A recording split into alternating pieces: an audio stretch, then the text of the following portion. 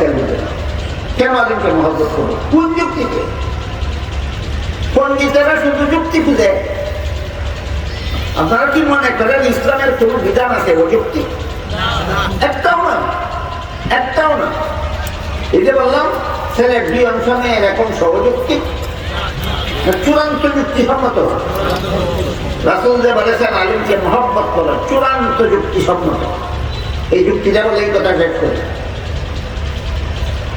ধরুন একটা শিশু বাচ্চা তার মায়ের গর্ভে থাকা অবস্থায় তার বাবা মারা গেল, ভূমিষ্ঠ হয়ে এতিম হলো না মায়ের পেটে এতিম হলো? এই এতিম বাচ্চাটার জন্ম হওয়ার পরে তাকে লালন পালন করে লেখাপড়া শিক্ষা দিয়ে মানুষ রূপে গড়ে তুলল তার চাচা।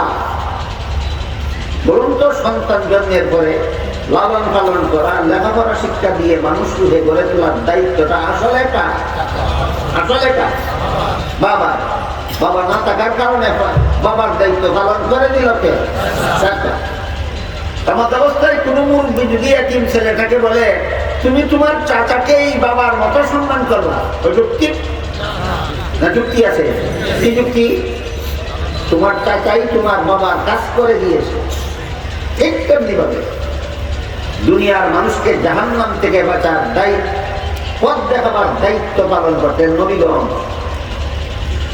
আমরা দুনিয়াতে আসার আগেই নবীগণের আগমন শেষ। এখন আমাদেরকে জাহান্নাম থেকে বাঁচার পথ দেখাবার জন্য আল্লাহ কাউকে নবী বানাবেন না।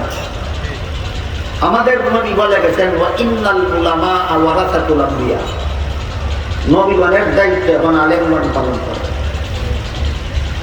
বলুন দুনিয়ার মানুষকে জাহান্নাম থেকে বাঁচার পথ দেখাবার দায়িত্বটা আসলে কার ছিল? নবী নাই দুনিয়াতে, সেই দায়িত্ব কারা পালন করে যাচ্ছেন? এই যুক্তিতে আলেমকে মহব্বত করার হুকুম দিয়েছেন। আলেমকে মহব্বত করো যদি জাহান্নাম থেকে বাঁচতে চাও। কিন্তু দুঃখের বিষয় এই সমাজে এমন যথেষ্ট পণ্ডিত আছে যে পণ্ডিতগণের শিক্ষা দীক্ষার কোনো অভাব নাই, কিন্তু আলেমরা কুরআন হাদিসের কথা বলেন কেন?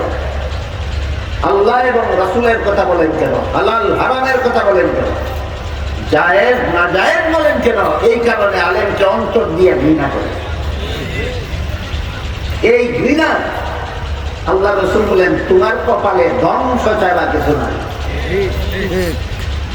হালাল হারামের কথা, কুরআন হাদিসের কথা বলার কারণে আলেমের প্রতি যাদের অন্তরে ঘৃণা থাকবে, তাফসীরের কিতাবে লেখা আছে মরণকালে ফেরাউনের মতো বেঈমান হয়ে তাদের মরণ হবে।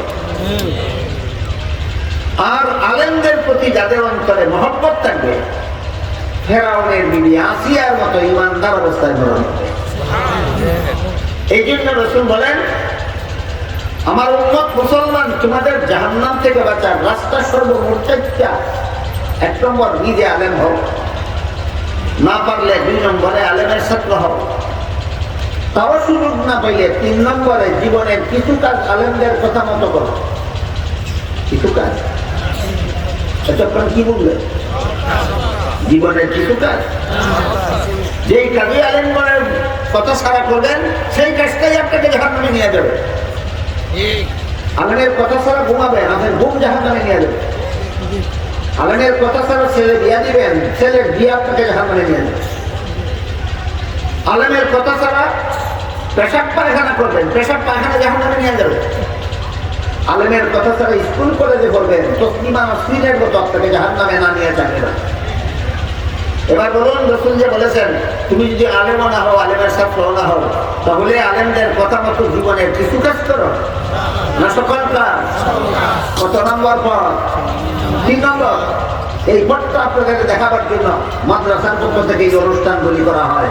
সর্বস্তরের মানুষকে আলেমের কথা শুনে জাহান্নাম থেকে বাঁচাবার পথ দেখাবে। আর যদি এই সুযোগ না পাও, আল্লাহ রাসূল বলেন আলেমকে মহব্বত করা অযৌক্তিক ভাবে না চূড়ান্ত যুক্তিসম্মত ভাবে। এরপরে রাসূল বলেন তোমাদের জাহান্নাম থেকে বাঁচার 4 পথ ছাড়া 5 নম্বর কোন পথ না।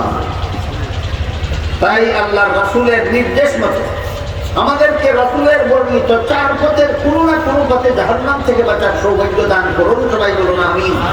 সুবহান রাব্বিকা রাব্বিল ইজ্জাতি আম্মা ইয়াসিফুন ওয়া সালামুন আলাল মুরসালিন।